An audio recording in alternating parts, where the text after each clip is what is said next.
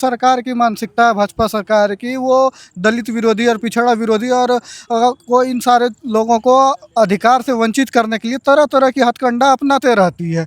और वो चाहते हैं कि ये सारे लोग फिर से दोयम दर्जे के लोग वो समझते हैं, जितने उनमें जितने जो आरएसएस को चलाने वाले लोग हैं, जो सामंती लोग हैं, वो हम लोगों को एक तरह से सबको दोयम लोग दर्जे के लोग समझते हैं। इसीलिए उनकी मानसिकता है कि इन लोगों को जितने भी अधिकार हैं धीरे धीरे करके इनके पर कतरने शुरू करो। उसी कड़ी में इन्होंने बिहार में फिर से ये प्रक्रिया शुरू किया है, जो कहीं से सही नहीं है।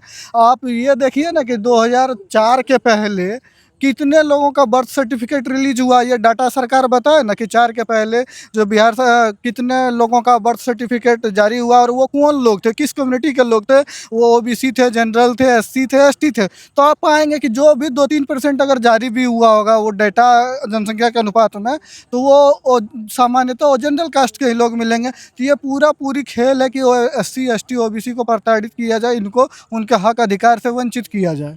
परेशान भी यही समाज हो रहा है बिल्कुल, अभी बिल्कुल एक महीने परेशान के आप टाइम। देखिए ना कि आधा बिहार बाढ़ से जूझ रहा है, तो वो अपने बाढ़ से अपने जानमाल को बचाएगा या अपने आप को सुरक्षित करेगा या पेपर ढूंढेगा। अगर आपको यही करना था तो अब बाद में कर लेते। चुनाव के मेन है क्या कि देखिए महाराष्ट्र में ये लोग लोकसभा में चुनाव में बहुत सीटों से हार गए। तो उसके बाद फिर जब वहाँ पे विधानसभा चुनाव होना को हुआ तो वहाँ पे भी इसी तरीके का खेल खेला गया।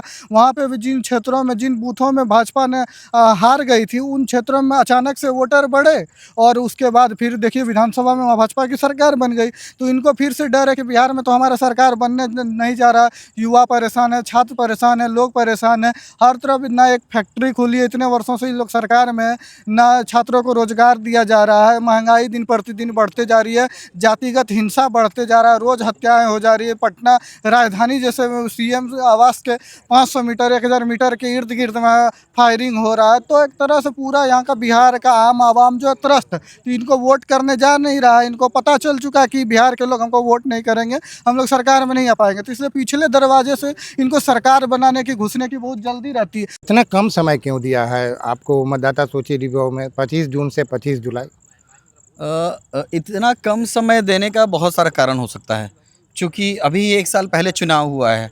तो अगर मतलब मेरा जो मूल्यांकन है, हम लोग विश्वविद्यालय के छात्र हैं और इन सारे चीज़ों को समझते हैं कि किस तरीके से ये मैकेनिज़्म काम करती है, स्टेट का मैकेनिज़्म किस तरीके से काम करता है। तो मुझे लगता है कि ये कम समय इसलिए भी दिया गया है क्योंकि सरकार बहुत अफरा-तफरी में है, बहुत हड़बड़ी में है। वो इस विरोधाभास को झेल नहीं पा रही है।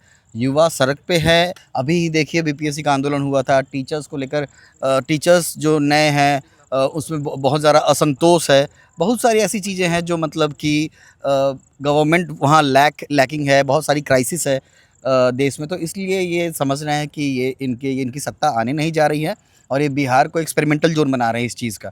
चूँकि ये जो नया जो ये लाया गया है रिवीजन ऑफ इलेक्टोरल बॉन्ड, जिसको कहा गया है इलेक्शन कमीशन ऑफ इंडिया के द्वारा कि special intensive revision of electoral bond in Bihar, 19 पन्नों का ये दस्तावेज है।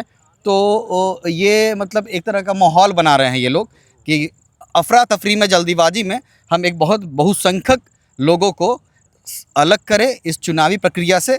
और जो जिस चुनावी प्रक्रिया के लिए मतलब ऐतिहासिक रूप से सिर्फ भारत के लोग ही नहीं, मतलब पूरे विश्व में जो बड़े बड़े क्रांतिकारी हुए हैं, उन्होंने ये लड़ाई लड़ी चुनाव को लेकर, वोट को लेकर, डेमोक्रेसी को लेकर। डेमोक्रेसी में सबसे मजबूत पार्ट यही होता है कि एक वोट का महत्व, एक वोट होता है।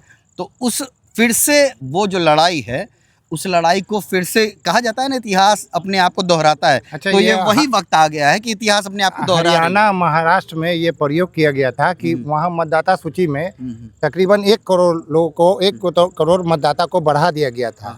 लेकिन यहाँ पर जिस तरह की अफरा तफरी है, ऐसा लग रहा है करोड़ों लोगों का मतदाता सूची से नाम काट दिया जाएगा। देखिए बात ये भी है ना, हरियाणा और महाराष्ट्र, मैं बता रहा हूँ बिहार और यूपी, ये दो, एक मेरा ये मानना है, ये मेरा व्यक्तिगत राय भी हो सकता है, बिहार और यूपी पूरे भारत के राजनीति का केंद्र है, ठीक है। और सबसे ज़्यादा पॉलिटिसाइज्ड स्टेट है बिहार और यूपी। तो महाराष्ट्र और हरियाणा में आप ऐसा कर सकते हैं, ठीक है, लेकिन बिहार में आप ये नहीं कर पाइएगा। बिहार के छात्र, पढ़े लिखे युवा, विश्वविद्यालय के युवा और यहाँ के एक्टिविस्ट सब इस चीज़ को लेकर क्लियर हैं कि ये जो ड्रामा इन लोगों ने शुरू किया है, इस ड्रामे को चुनाव के पहले अंत कर दिया जाएगा। क्या नाम हुआ आपका? अनंत कुमार शाश्वत, हमसे बात करने के लिए धन्यवाद। बहुत धन्यवाद।